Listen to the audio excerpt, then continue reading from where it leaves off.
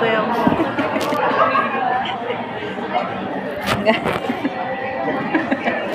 Wala, ini tsura ko, di ba? Gamis ko diyo. Yes.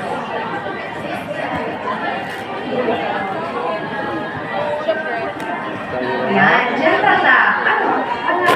Gentle. Share lang mirror. Pagwapa ko ng Lagi niya katamol. Ginto nga ako. Mga. Nakasal.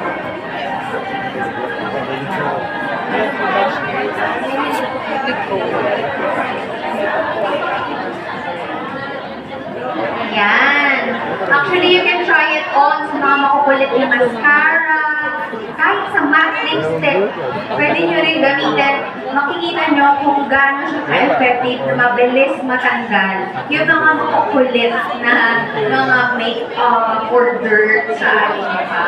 So, even if hindi naman kayo mga makeup or lalaki po kayo, you can also try our By-Face Makeup Remover kasi I'm sure, since galing po tayo lahat sa labas, di ba, meron mga nakadikit dyan na dirt sa mukha natin, so you can try it on. So, if kulang pa, you can just raise a hand to our volunteers or to our drug partners, so para mabigyan dyan kayo ulit ng By-Face Makeup Remover. Grabe kayo na Yan pala, By-Face Makeup Remover pala. Hide lang yung mukos-mukos. Glowing skin na. And also, Huwag ko may himutang mo. right? May man sa kwaon.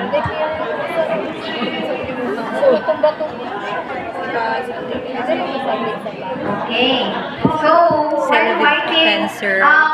pagka natapos po kayo, you can see an acrylic container on your table. Diyan nyo po ilalagay yung pinaggamitan na cotton para hygienic pa din po tayo hindi po maging makalat yung table natin. Alright?